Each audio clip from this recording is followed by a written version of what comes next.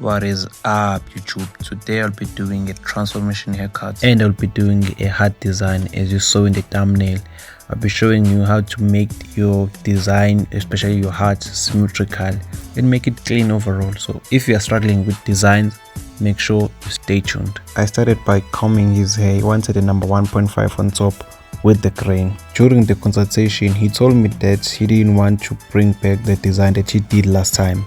So I told him that probably his fade would be a little bit higher so that the design won't appear on the new fade. This is why I always recommend to my client that they shouldn't do a design, especially when they have afro or long hair on top, because it will be permanent unless they take their hair down into a number 1 on top. I always recommend that they do a design on the sides so that when the hair grows out, the barber will be able to fade it out to make it completely disappear. Or if you want to make a new design on top of that one, you'll be able to do it without any problem.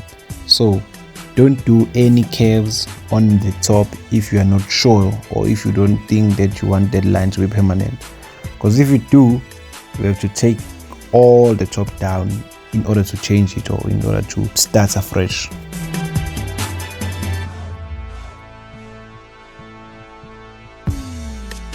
The next step is to put the primary guideline. This one is very important, even though most people don't pay attention to it, because it will determine how level is your fade. Isn't there a side that is higher than the other? I would recommend that you use the mirror to see if your sides are equal or level. The left side is not higher than the right side, or obviously vice versa.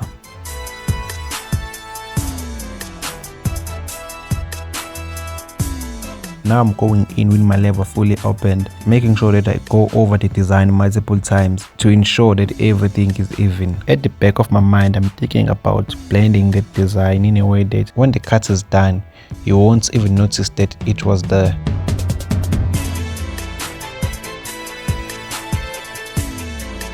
I do the same thing with the number 1 cut with the lever fully opened, making sure that I go through it multiple times. You know, sometimes as a barber, you will think that your cuts are not coming the way you want because of maybe your clippers or maybe your guards, but it might be your brush.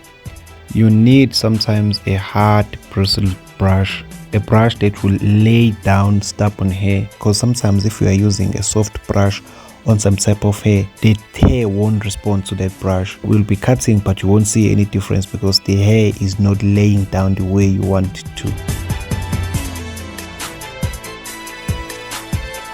The reason why I'm changing the direction of the clippers is because his hair is growing from the back to front. In order to go against the grain, I have to carry this position.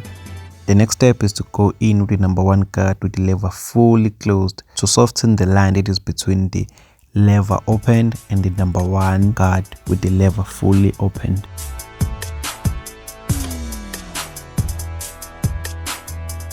Now I'll put the number 1.5 guard again, but I'm going against the grain, and I started with the lever fully opened and I closed it little by little as I'm going down towards the number 1 open.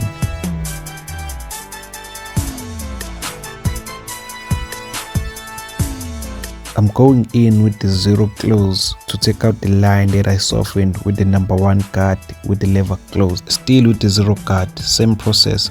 I started with the lever fully opened, then I closed the lever little by little as I'm going down towards the line.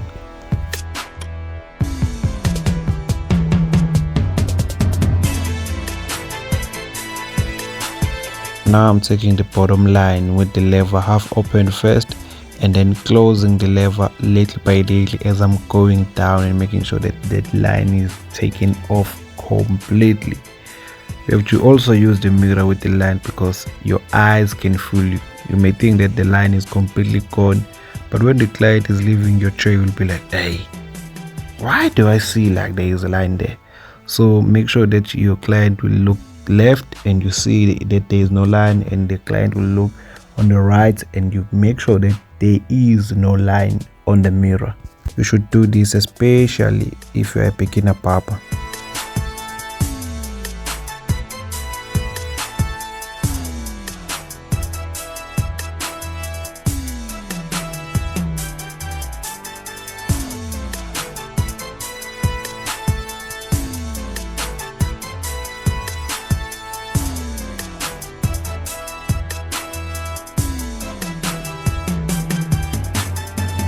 After you've done with all the steps, make sure that you detail your work.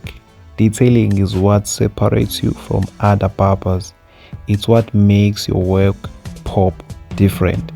So make sure you take your time and detail.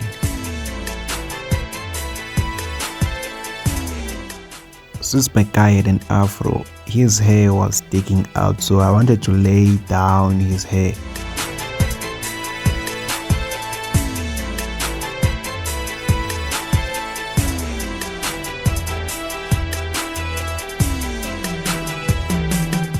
I like to prepare the hairline with the holding spray to make sure that each hair stays in its place and it doesn't move as I'm lining him up.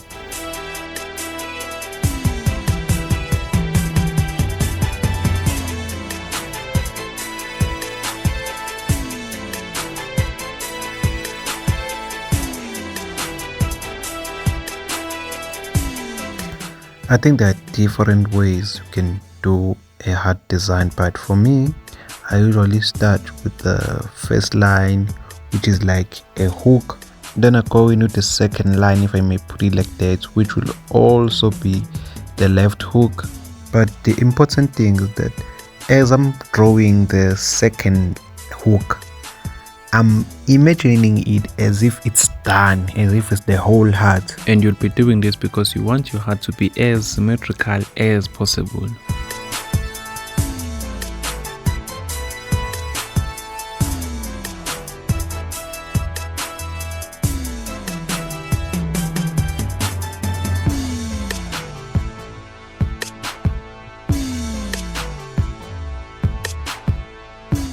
This is before